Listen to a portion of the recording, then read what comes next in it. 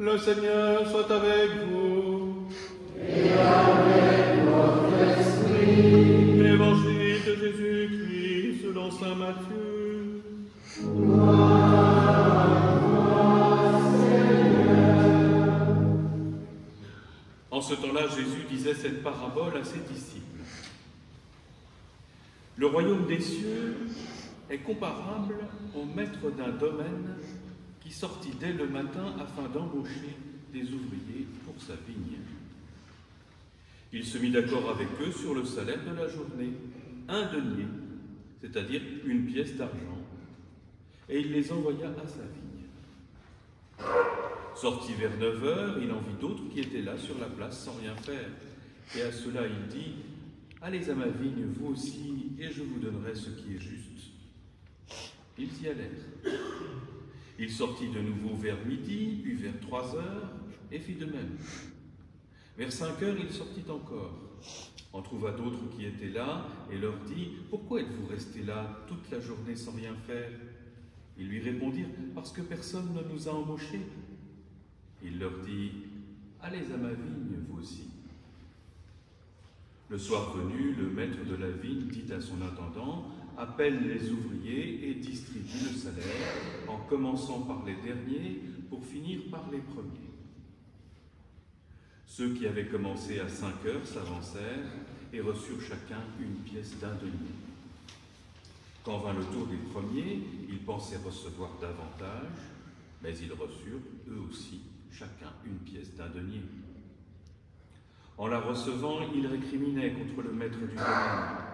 « Ceux-là, les derniers venus, n'ont fait qu'1 heure et tu les traites à l'égal de nous, nous qui avons enduré le poids du jour et la chaleur ?» Mais le maître répondit à l'un d'eux, « Mon ami, je ne suis pas injuste envers toi. N'as-tu pas été d'accord avec moi pour 1 denier?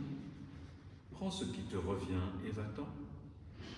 Je veux donner au dernier venu autant qu'à toi.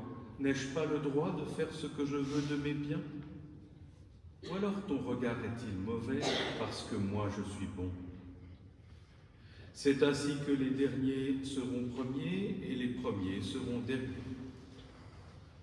Acclamons la parole de Dieu.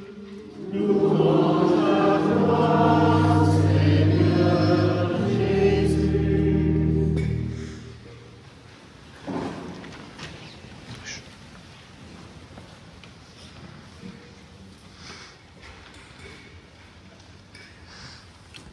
Alors cette parabole, c'est une histoire inventée, mais en fait elle est tirée de faits réels.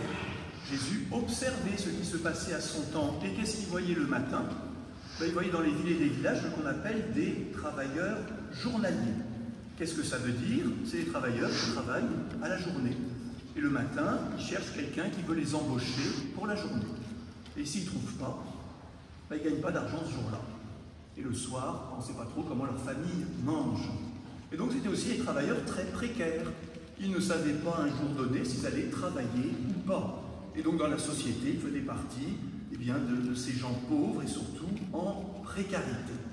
Eh bien, le royaume des cieux a affaire aussi avec ça, puisque Jésus nous dit que le royaume de Dieu, ce que Dieu voudrait pour notre terre, ressemble au maître d'un domaine qui justement, lui, sort pour embaucher. Embaucher, ça veut dire donner du travail, faire venir à la vie.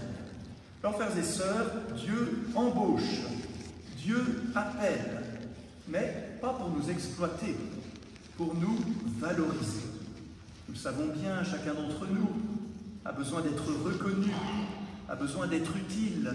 Travailler, c'est pas seulement gagner sa croûte, c'est être utile au monde, à la société. Et donc, quand on n'arrive pas à travailler, qu'on n'arrive pas à rendre des services, on peut à un moment se dire « Qu'est-ce que je fais là? Quel est le sens de ma vie ?» Eh bien, Dieu ne veut pas que tu restes là à ne rien faire de ta vie. Chacun de nous est capable de contribuer à la vigne du Seigneur. Alors, qu'est-ce que ça veut dire pour nous travailler à la vigne du Seigneur? Eh bien, c'est tout ce que nous faisons pour répandre l'amour en ce monde, dans sa famille, à l'école, au travail, dans notre quartier, avec nos amis, nos proches, dans la société aussi. Eh bien, tout l'amour que nous répandons, tout ce travail que nous faisons, eh bien, c'est notre manière de collaborer à l'œuvre de Dieu. Et Dieu ne nous demande pas d'être productif. Il nous demande simplement notre bonne volonté de vouloir participer, qu'on ait commencé tôt ou qu'on ait commencé plus tard. Vous avez bien compris, le maître de la maison, tout au long de la journée, il a embauché des ouvriers. À 6 h du matin, à 9 h, à midi, à 15 h et même à 17 h, alors qu'à ce moment-là, il ne reste plus qu'une heure de travail avant le coucher du soleil. Alors vient le moment de la récompense, de verser le salaire. À la fin de la journée, les ouvriers sont appelés pour recevoir leur salaire. C'est l'image de la récompense que Dieu donnera. Alors d'abord, le maître du domaine est juste. Il donne le salaire promis, un denier, c'est-à-dire une pièce d'argent, qui était un bon salaire pour l'époque. Je ne sais pas combien ça ferait aujourd'hui, peut-être 100 € par jour, mais sans les taxes, 100 € directement dans le porte-monnaie. C'est pas si mal que ça, c'est un bon salaire. Voilà. Eh bien, Dieu donne ce qui est juste, mais Dieu donne aussi ce qui est généreux. Et il donne le même salaire à tous les travailleurs, même ceux qui n'ont travaillé qu'une heure. Alors du coup, vous l'avez entendu, ceux qui ont commencé à travailler, qui ont travaillé toute la journée, ils se plaignent. Ils ne sont pas contents. Ils disent, mais tu leur donnes autant qu'à nous qui avons travaillé toute la journée. Nous, on a travaillé 10 fois plus, on devrait avoir 10 fois plus. Qu'en pensez-vous? Spontanément, on a envie un peu de penser comme eux. Et on se trompe. On se trompe. On va faire une petite comparaison. Au foot, au rugby, dans les sports collectifs, quand l'équipe de foot elle a gagné et qu'on vient recevoir la médaille, les remplaçants viennent aussi. Et même s'ils ont joué que 20 minutes, ils reçoivent aussi la médaille. Quand ils viennent, il y en a pas un qui dit « Ah ben non, toi tu n'auras qu'un quart de médaille, tu n'as joué qu'un quart du temps. » Et pourquoi ils disent ça? Parce qu'ils ont l'esprit d'équipe. Ils sont heureux que chacun soit récompensé. Et bien vous voyez que ces ouvriers de la première heure n'ont pas l'esprit d'équipe. Ils ne regardent qu'eux, ils se comparent, ils deviennent jaloux, alors qu'ils ont reçu ce qui était prévu. Pourquoi n'ont-ils pas dit, et c'est merveilleux, ces amis qui auraient pu avoir qu'une toute petite pièce, ils reçoivent le salaire d'une journée, ils vont pouvoir faire vivre leur famille, eh bien je m'en réjouis, ce maître du domaine est bon. Et c'est ce que va leur dire d'ailleurs le maître du domaine. Pourquoi voulez-vous m'empêcher d'être bon? Voyez frères et sœurs, ce salaire, cette récompense, Dieu veut la donner à tous généreusement. Il n'y a pas ceux qui auront moins et ceux qui auraient plus. Alors notre récompense, elle est tout au long de notre vie. Dieu nous donne ses grâces, ses bienfaits, ses encouragements. Et puis à la fin de notre vie, il y aura le salaire, la récompense de ce qu'on aura essayé de faire pour aller travailler à la vigne du Seigneur. Et qu'on ait été chrétien de la première heure ou qu'on ait été chrétien plus tard, qu'on se soit converti tardivement, il y aura la même récompense, la même vie éternelle. Et j'espère qu'au paradis, il n'y aura pas des vieux chrétiens qui diront « Ah ben donc, moi j'ai été chrétien toute ma vie, puis lui il vient juste d'arriver quand même, c'est pas normal. » Ben non, bien sûr, on se réjouira ensemble. Alors pour terminer, frères et sœurs, je voulais demander aussi, mais cette vigne du Seigneur, où est-elle? Où se trouve-t-elle? La vigne, c'est d'abord le monde, c'est d'abord la société. Et on va parler un tout petit peu de travail un instant, et puis aussi des migrants. Le chômage, ce n'est pas seulement une difficulté financière, c'est aussi une épreuve morale. De dire, ben voilà, je ne peux pas contribuer actuellement par mon travail au bien de cette société. Mais il y a aussi la situation des migrants qui travaillent, mais on ne leur reconnaît pas un travail égal aux autres. Pourquoi? Parce qu'ils n'ont pas encore de papier. Alors on les exploite. Ils travaillent au noir, ils vont sur certains marchés le matin, puis on les embauche pour la journée, et on les paye à coups de lance-pierre. Eh bien, ce n'est pas juste. Et nous, chrétiens, travailler à la vigne du Seigneur, c'est aussi demander la justice. Alors bien sûr, notre pape François, l'Église, sait bien et reconnaît tout à fait que chaque pays a le droit de réguler les entrées sur son territoire. Mais quand un homme, une femme réside depuis longtemps dans un pays, travaille et qu'on continue à refuser de le régulariser, eh bien ça s'appelle une injustice. Et j'en connais sur cette paroisse.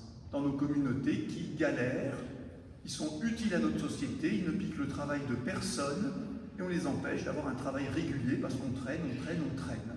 Eh bien, ce n'est pas juste et nous, chrétiens, nous avons le droit de bien des manières de demander justice pour ces travailleurs migrants. Voilà, le pape l'a rappelé, voilà, nous avons un devoir d'humanité, nous avons un devoir de civilisation, et si nous ne sommes pas attentifs à la peine des plus faibles, eh bien c'est toute notre société qui va pourrir de l'intérieur dans ce que le pape a appelé cette épidémie de l'indifférence. Donc la vigne, c'est de pouvoir par son travail être utile au monde. La vigne, c'est aussi beaucoup d'autres réalités. Il y en a une toute dernière, évidemment, que je veux citer, c'est tout simplement notre paroisse, notre communauté. La vigne du Seigneur, c'est aussi toute notre participation à la vie de la communauté. Alors bien sûr, il y a la messe. La messe, c'est le cœur, le centre de tout. Mais il n'y a pas que la messe.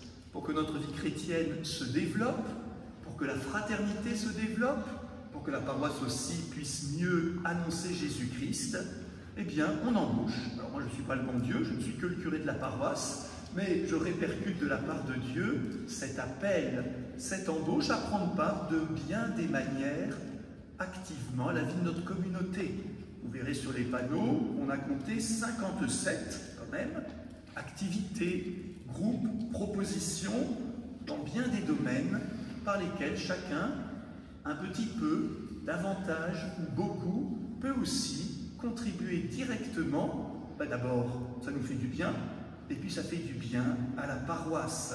Alors soyons curieux, demandons-nous comment peut-être nous pouvons aujourd'hui répondre à l'appel du Seigneur, aller travailler à sa vigne dans le monde par la justice, l'amour du prochain, mais aussi dans l'Église, dans la paroisse, dans les communautés chrétiennes, en nous investissant, en proposant notre aide. Vraiment, vous savez, frères et sœurs, de temps en temps, on est un peu découragé, on se dit, mais flûte, il y a tellement de belles choses qu'on pourrait faire, mais il n'y a juste pas les ouvriers. Où sont-ils, les ouvriers? Or, en fait, ils sont là, mais il faudrait qu'ils acceptent cet appel du Seigneur de franchir le pas et de venir davantage, plus activement, participer à la vigne du Seigneur. Alors, je termine en cette journée des migrants, des réfugiés, après la visite du pape, simplement par cette citation très marquante de notre pape François hier à Marseille, qui s'adresse à nous tous, à toute la société française et aussi européenne. Et il nous dit, nous sommes à un carrefour. Il faut choisir d'un côté la fraternité, de l'autre l'indifférence, d'un côté la culture de l'humanité et de la fraternité, ou bien d'un autre côté la culture de l'indifférence et de chacun pour soi. Il nous faut choisir. Amen.